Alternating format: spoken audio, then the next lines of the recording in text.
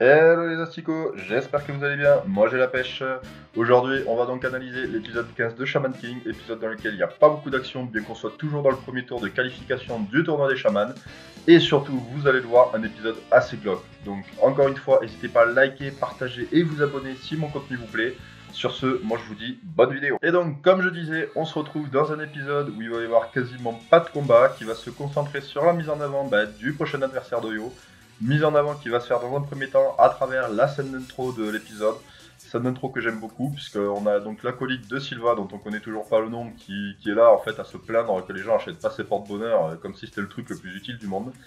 Et qui est là juste pour mettre en avant le sérieux de Sylva, qui connaît déjà le prochain adversaire de Yo, et qui est visiblement très inquiet, et sachant à quel point il a une confiance totale en Yo, on peut se dire qu'effectivement, ça doit être un adversaire particulièrement dangereux.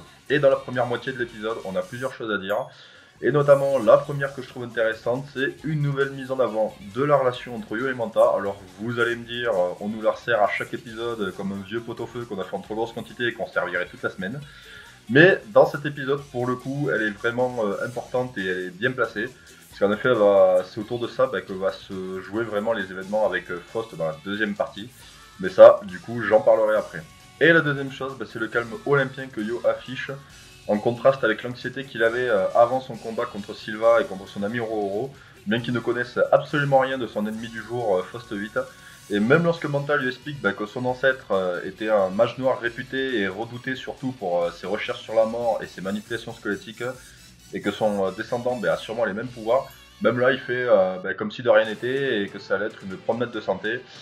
Sauf que, on l'a vu notamment avec Len, trop d'arrogance en général c'est rarement bénéfique. D'autant plus que via son rendez-vous avec Anna, Sylva va décrire Faust 8 comme étant vraiment un être vicieux, froid et cruel, ce que malheureusement la suite des événements ne va vraiment pas démentir. Et en effet, Faust rapplique au cimetière en étant dans un premier temps tout souriant et avenant, mais il va vite montrer son visage sombre et sadique, puisqu'il va pas hésiter une seule seconde à profiter de l'amitié entre Yo et Manta pour capturer et torturer ce dernier afin de, d'une part, réaliser ses expériences nécrologiques sur lui, et d'autre part, de mettre en colère Yo et de lui faire perdre son sang-froid avant même que le combat ait officiellement commencé, histoire de bien saper son mental. Et avec cet épisode qui se termine sur Yo totalement hors de lui et ayant complètement perdu le contrôle de ses émotions, le message qu'on a clairement voulu nous faire passer à travers cette situation, c'est que l'amitié entre Yo et Manta a beau être une force, elle peut aussi visiblement se révéler être une faiblesse. Et là maintenant, la question qu'il faut se poser, c'est est-ce que Yo réussira à reprendre le contrôle de lui-même et à vaincre Faust dans le prochain épisode, ou est-ce qu'il va complètement perdre les pédales et se faire totalement dominer par ce dernier? Ça, on le saura la prochaine fois. Voilà les amis, alors pour ma part j'ai beaucoup aimé cet épisode malgré le peu d'action qu'il y a par rapport aux épisodes précédents. Parce qu'en effet, comme je disais, on a donc un Yo qui, malgré ses talents de guerrier et tout, il reste un humain avant tout, il a ses forces, ses faiblesses, ses émotions. Et comme tout un chacun, il y a des personnes des fois qui savent en profiter. Et ça, on saura quel résultat ça aura donc dans le prochain épisode. En attendant, si vous avez apprécié la vidéo, comme d'hab, n'hésitez pas à liker, partager, vous abonner à la chaîne si ce n'est pas déjà fait, me laisser un commentaire pour me dire ce que vous en pensez, les choses bien, les choses moins bien améliorées. En attendant, moi sur ce, je vous dis à la prochaine, ciao! Ouvre les yeux, regarde bien.